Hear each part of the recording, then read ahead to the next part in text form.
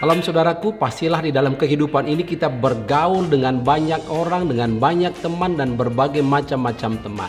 Tetapi hari ini saya mau menyampaikan bagaimana kita harus menghadapi orang yang bermasalah. Saya berikan tanda kutip orang yang bermasalah. Jadi artinya orang itu setiap kali ketemu dengan Anda, maka dia selalu bikin masalah, bikin persoalan, bikin onar.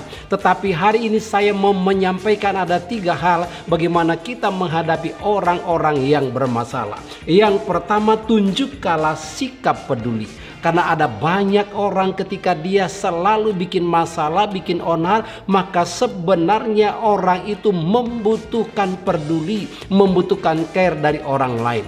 Nah, kalau kita melihat dari Ibrani pasal 10 ayat yang ke-24, dan marilah kita saling memperhatikan supaya kita saling mendorong dalam kasih dan dalam pekerjaan baik.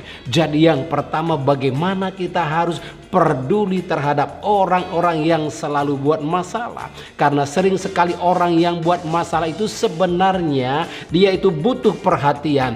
Kalau saya sering istilahnya itu bete. Bete itu artinya adalah butuh tatih tayang. Nah, butuh tatih tayang. Jadi ketika Anda menghadapi orang yang bermasalah, maka yang pertama Anda harus peduli dengan orang itu. Lalu yang kedua, tunjukkan sikap yang teguh. Artinya begini, ketika Anda menghadapi orang yang bermasalah, maka Anda harus teguh, jadi jangan goyah. Maksud saya begini, ketika dia mengalami masalah, maka Anda harus teguh, jangan kebawa oleh persoalan dia, jangan kebawa oleh perasaan dia, tetapi Anda teguh sebagai mentor atau sebagai pembimbing atau sebagai teman menghadapi dia. Anda tetap teguh di dalam kebenaran.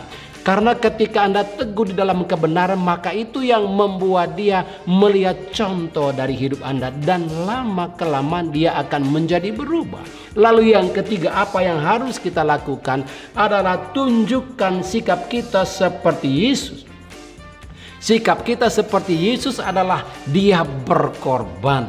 Dia berkorban melakukan sesuatu. Nah, mari kita lihat di dalam Efesus pasal yang ke-5 ayat yang kedua, dan hiduplah di dalam kasih sebagaimana Kristus Yesus juga telah mengasihi kamu dan telah menyerahkan dirinya untuk kita sebagai persembahan dan korban yang harum bagi Allah. Jadi ketika Anda menghadapi orang-orang yang bermasalah, maka yang ketiga yang perlu Anda lakukan adalah berkorban dengan dia, berkorban waktu, berkorban tenaga dan sebagainya. Ketika Anda melakukan ini, maka cepat atau lambat orang-orang yang tadinya bermasalah itu akan berubah. Tetapi jangan lupa, di balik Anda melakukan semuanya itu, yang paling penting di dalamnya adalah jangan lupa mendoakan dia.